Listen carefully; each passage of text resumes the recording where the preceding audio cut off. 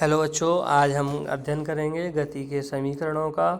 तो गति के 3 समीकरण होते हैं। देखें, पहला समीकरण है v बराबर u plus A T, S दूसरा है s बराबर U T plus half A T square, और तीसरा है v स्क्वायर, इसको ऐसे लिखेंगे v स्क्वायर बराबर u स्क्वायर प्लस 2as। ये 3 समीकरण हैं, आप इनको कॉपी में नोट करेंगे गति के समीकरणों को। अब समझ लें कि ये सारी चीज़ें क्या होती हैं। देखें, u जो होता है वो किसी भी वस्तु का प्रारंभिक वेग होता है। u क्या होता है? किसी भी वस्तु का प्रारंभिक वेग होता है। तो कॉपी में नोट कर लेंगे जहाँ लिख के, जहाँ u क्या है? प्रारंभिक वेग। u क्या है? किसी भी वस्तु का प्रारंभिक वेग है। ये प्रारंभिक वेग है, ठीक है बेटा। अच्छा, ए क्या है? ए होता है आपका त्वरण, एक्सीलरेशन त्वरण होता है। ए त्वरण होता है आपका, इसको त्वरण कहते हैं। और टी होता है आपका समय, टी होता है समय, टी होता है समय। अच्छा, इनके मात्रक थोड़े से ध्यान रखेंगे। जो वेग होता है इसका मात्रक मीटर प्रति सेकंड में होना चाहिए, त्वरण मीटर प्रति सेकंड स्क्वायर में होना चाहिए, और टी जो समय है वो सेकंड में होना चाहिए। तो आप इनको नोट करेंगे कॉपी में, ठीक है। और वी जो है अंतिम वेग है। तो मैं आपको समझाऊं कि प्रारंभिक वेग क्या होता है। जैसे मैं कहूँ कि कोई रेलगाड़ी विरामावस्था से चलना प्रारंभ करती है, तो एक बात बताइए, चलना कहाँ से शुरू किया? विरामावस्था से। तो विरामावस्था का मतलब होता है कि उसने स्टार्टिंग 0 से की, मतलब उसका प्रारंभिक वेग कितना हो गया? 0 हो गया। अब मैं कहूँ किसी कोई वस्तु विरामावस्था से चलना प्रारंभ करती है और 5 सेकंड में उसका वेग जो है 10 मीटर प्रति सेकंड हो जाता है, तो 5 सेकंड क्या है? आपका समय है।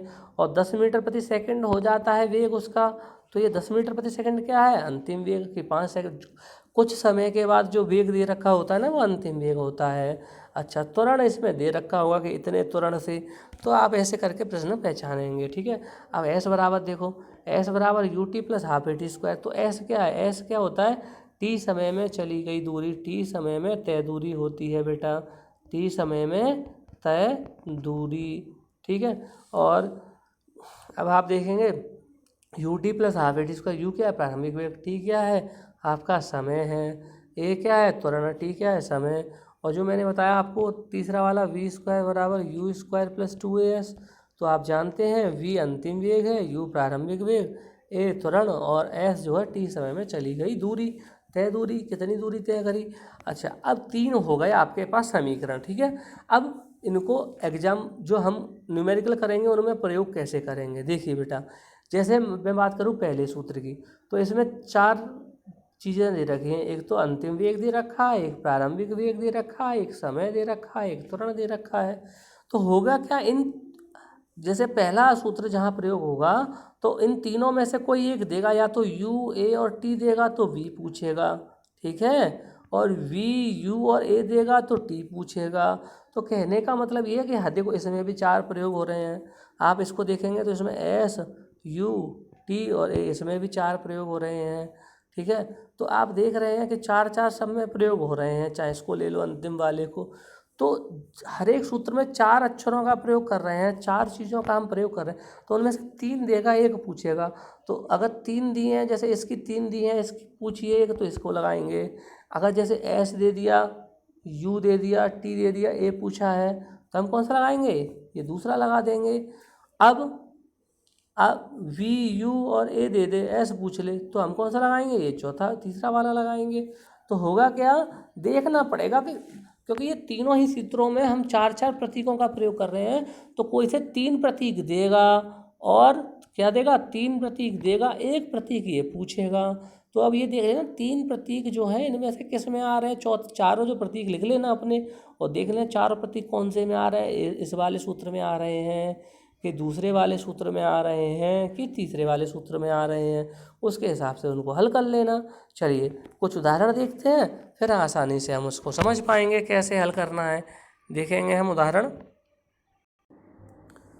अब देखेंगे बेटा यहाँ पे, ये आपका उदाहरण नंबर 8।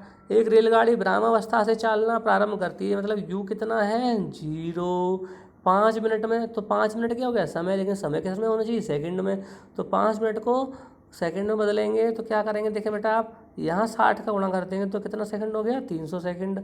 अब 72 किलोमीटर प्रति घंटा का वेग दे रहा है, तो कुछ समय के बाद जो वेग होता है वो अंतिम वेग होता है। तो यानी कि ये v दे रखा है, v 72 किलोमीटर प्रति घंटा। तो इसको चेंज करना है तो क्या करेंगे, 72 में 5/18 का गुणा कर देंगे। 18 की 54, 18 चौक 72, 5 चौके 20, तो कितना आ गया, 20 मीटर प्रति सेकंड।